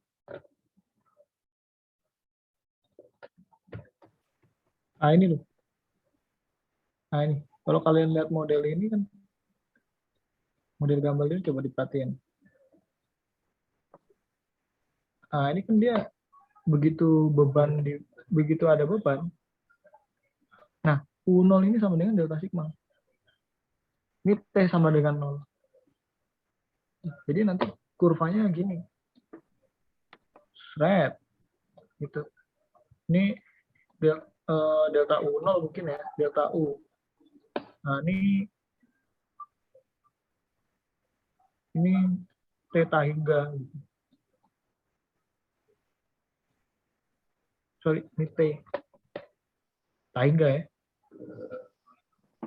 Nah, gitu loh.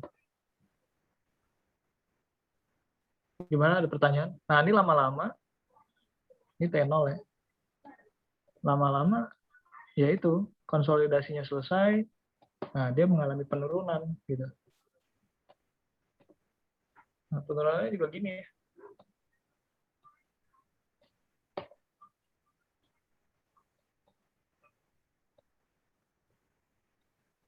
Oke. Tapi kita asumsikan ini SC ya. Sorry, ini angkanya kebalik. Sorry. Sorry.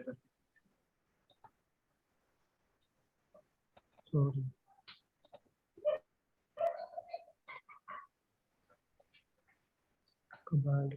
Ini gini ya. Nah, gitu. Ini SC. Nah, ini tuh asumsinya, kalau di asumsi perhitungan kita tuh, ini T90 sampai sampai theta hingga, itu besarnya tuh sama ya. Ini sebesar SC ya. Misalkan tadi kita hitung kan 125 mm gitu. Nah, ini T0 gitu. Nah, penurunannya pun juga bakal modelnya seperti ini. Ini kalau ini air pori-nya gitu.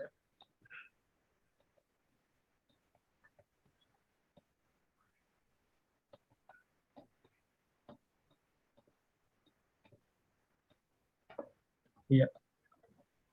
Ada pertanyaan?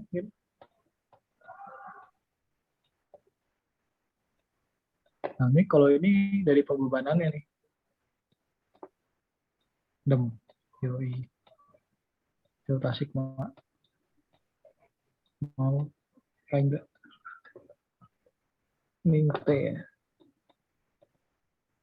Ya, gitu. Ada yang mau ditanyakan? Kak itu tuh UT kan ya? Yang mana? Yang di kiri atas. UT sama dengan U. Ini. Bukan. Yang di rumusnya Kak, 1163. 1163. Oh, ini. Ya, U yang paling kiri tuh. Oh, ini. Ya, ini U yang ini nih.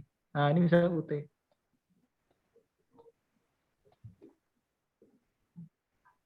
Yang ininya apa Kak? Kan U sesuatu sama dengan U yang paling kiri ya Kak. Itu nggak kelihatan. Paling kiri. Yang mana ya? Itu U. Ini. Ha. Oh, ini persen konsolidasi nih. Oh, oke. Ini UZ, ini U0. U0 ini nanti gedenya sama kayak delta sigma. Duh, sorry ini gambarnya jelek banget. Nah, gitu. Ya, kira-kira gitulah.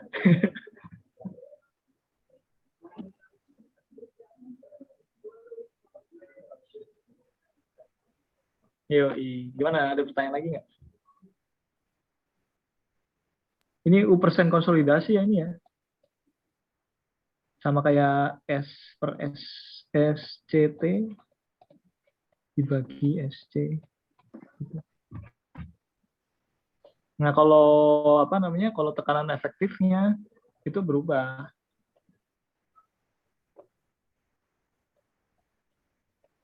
T0, T enggak.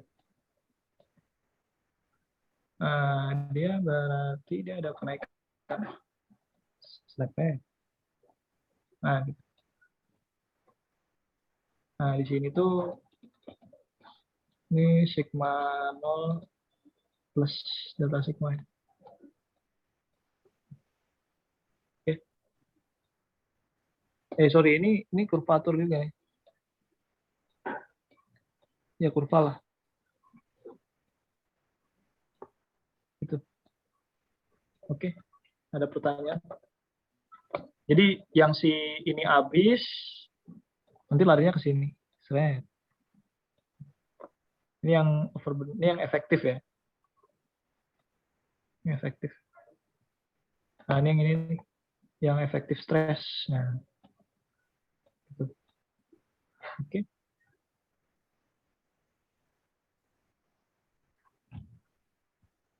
Jelas ya.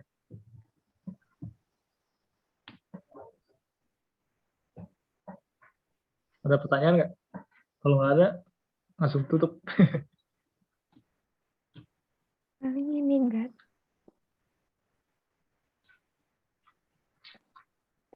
Kalau misalnya hitung delta sigma, kalau Pak Andika tuh harus ini nggak sih kan? Yang Harus. top, middle, bottom. Oh iya benar itu. Coba mungkin bisa Ya. ditambahkan tuh. Iya, ini deh new slide aja ditulis aja. Nah.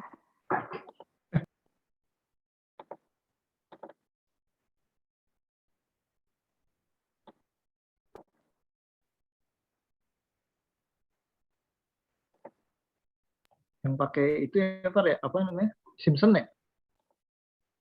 Lupa namanya. Yang rata-rata itu ya? Iya itu benar. 141 kan ya?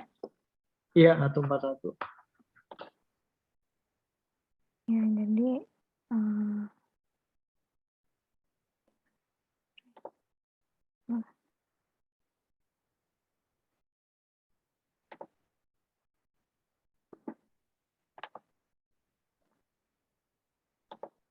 nah, jadi misal nih kan ada cross section misal clay misal gitu ya. Terus misalnya ini ceritanya NSPT-nya 6.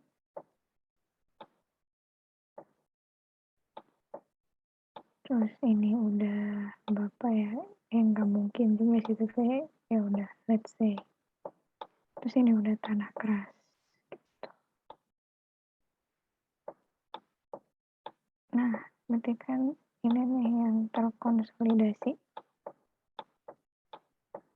Terus misalnya ada beban.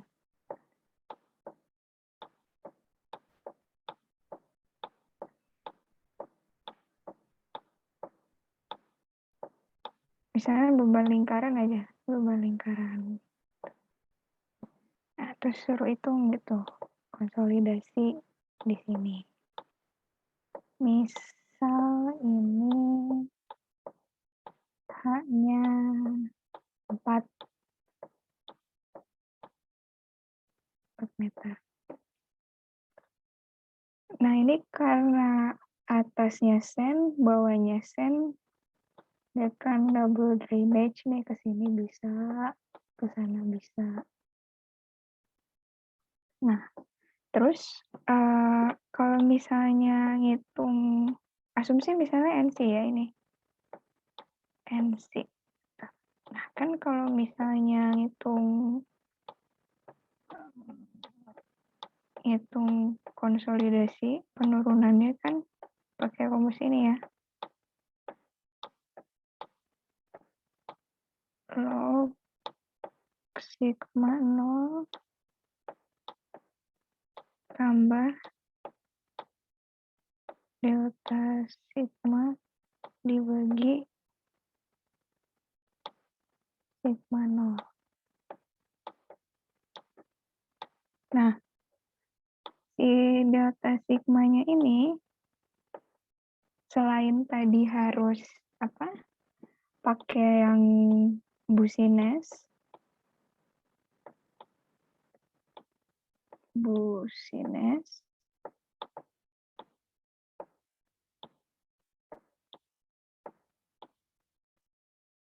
nah kita juga perlu tinjau di 3 titik.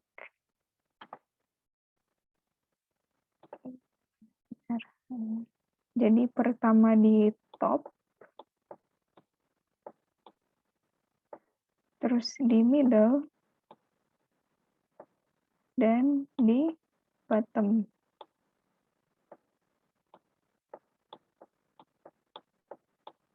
Nah, habis itu nanti baru kita rata-ratain. Nah, tapi rata-ratanya juga rata-rata berbobot. Karena kan kalau misalnya tinjauan konsolidasi itu kan kita perhitungkan di tengah.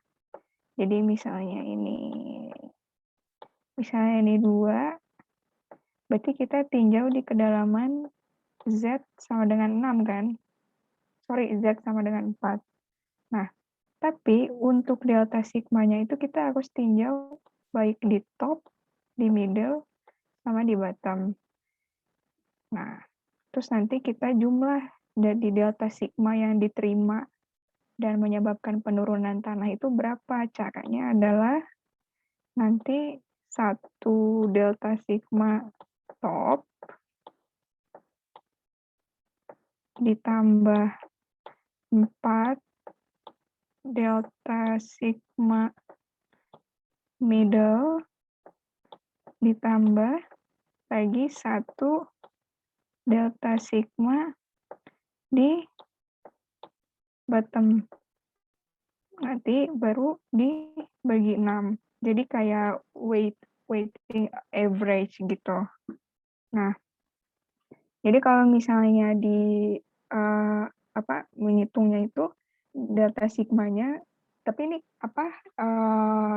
sebenarnya kalau kalian nggak pakai weighting kayak gini juga sebenarnya nggak apa-apa, cuma akan lebih tepat dan lebih sempurna kalau kalian pakai kayak gini. Misalnya cuma mau ya sudah nggak keburu nih, kayak cuma 1 menit lagi, ya sudah kalau kepaksa ngitung di tengah aja nggak apa-apa, di middle pakai yang busines tadi.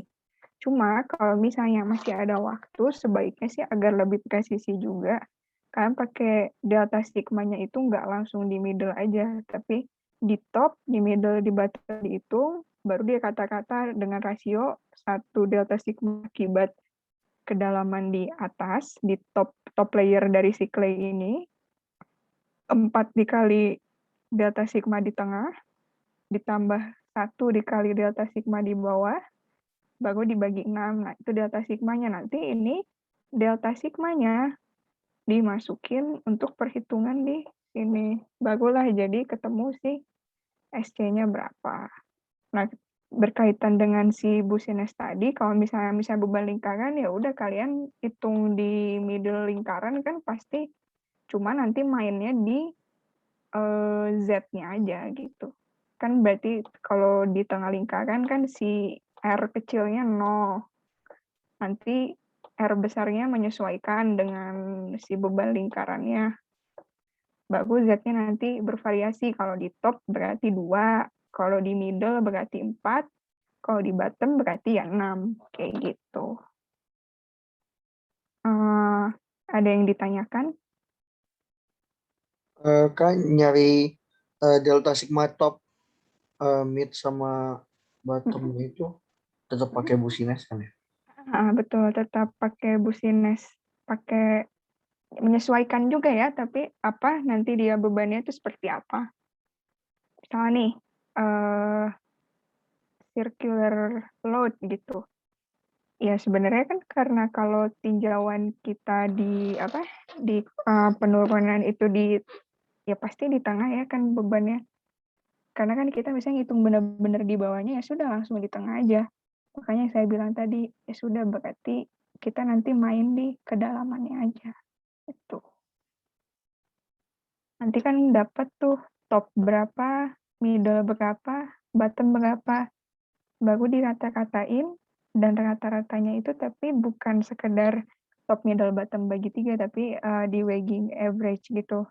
Top 1, middle 4 karena dia dominan, di bottom 1, baru dibagi gitu. Dari situ baru kita masukin ke perhitungan konsolidasi penurunannya seperti apa. Nah, nanti menyesuaikan lagi sama konsep OCNC tadi yang diterangin sama Kak Jagat. Ini saya kayak gini karena asumsinya NC aja. Gitu. Ada yang mau ditanyakan lagi? Atau masih belum paham?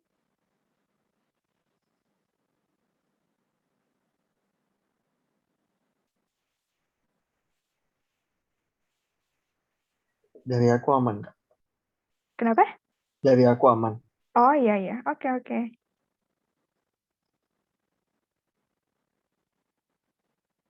Mungkin gitu sih. Kayak udah ke inian juga ya, udah kelamaan. Ya dibaca lagi aja dulu, dipelajarin. Nanti kalau misalnya ada bingung-bingung, feel free to ask ya, boleh via WhatsApp atau apapun. Gitu sih kalau dari aku, paling ngelengkapin terakhir dari delta sigmanya aja. Jagat, ada lagi? Halo. Kalau dari udah oke sih kayaknya. Mungkin gimana nih? Apa udah dicukupkan aja? Iya sih, boleh. Ada yang mau ditanyakan lagi nggak dari teman-teman? Kak, mau nanya Kak.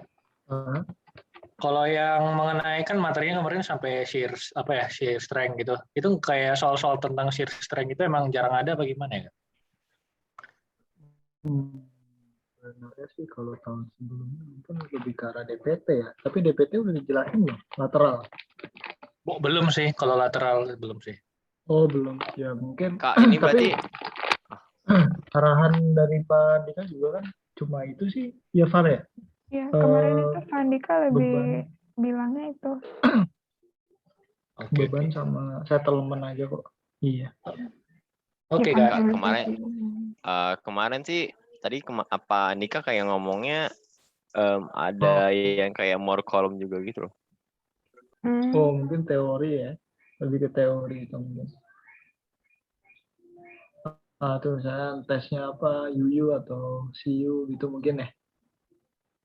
Ada materi itu tuh enggak? Udah dijelasin shear strength-nya sampai mana, udah sampai kan pasti kriteria more column udah. Terus kan sebenarnya itu kan dasarnya dari tes triaksial, ada yang triaksial UU, CU, sama CD. Itu udah dijelasin belum di kelas? Udah sih Kak. Nah, kalau udah ya paling itu ya Gat, berkisar di antara itu, misal kayak konsepnya apa sih bedanya kalau UU, CU sama CD. Terus coba ilustrasikan dalam word column seperti apa, kayak gitu. Paling gitu, terus kayak komponen-komponennya sih. Di mana sumbu Y apa, sumbu X apa, terus kan gambar tuh kayak ya boleh lingkaran penuh, boleh setengah lingkaran, nanti sigma satunya yang mana, sigma 3 yang mana, terus nanti dia apakah ada C-nya, V-nya berapa, paling kayak gitu-gitu sih. Ya nggak, Gat? Iya benar. Mungkin kayak apa pertanyaan, misalkan odometer nih, Poisson rasionya berapa gitu ya. Iya, bisa kayak juga. pertanyaan apa tricky gitu aja sih, nggak perhitungan detail. Atau malah mungkin konsep ya, Gat, kayak misalnya jelaskan yang kamu ketahui tentang ini, misalnya tentang triaksial ini. Iya. Atau tentang benar. Lebih ke konsep. Direct shear misalnya. Direct Sama shear. unconfined, gitu. Kayak gitu. Perbedaannya di mana gitu mungkin. Cukup teori sih mungkin kayak. Sama mungkin gambar Moore column ya. Gambar lingkaran Moore.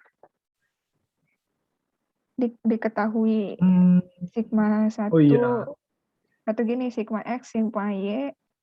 Cari nanti sigma 1, sigma 3 sama geser sigma gitu 3. Kali ya. Nanti gambarkan di Moore column seperti apa. Pi-nya berapa? Theta-nya berapa gitu. Coba aja baca kalau punya Braja di bab 12.2 ya sampai 12. Ya bab 12 sih sebenarnya. Cuma ya udah 12.2, 12.3 mungkin ya. Itu paling.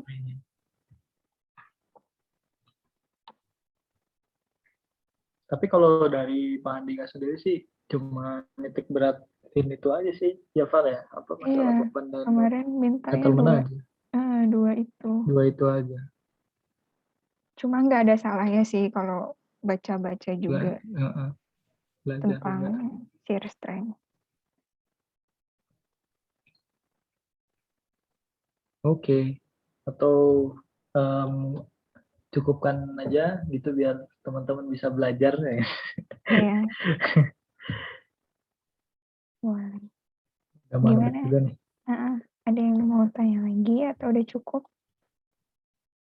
Tuh udah lelah.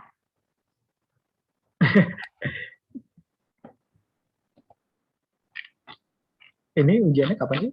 Selasa ya? Iya Kak, Selasa. Oh, Selasa.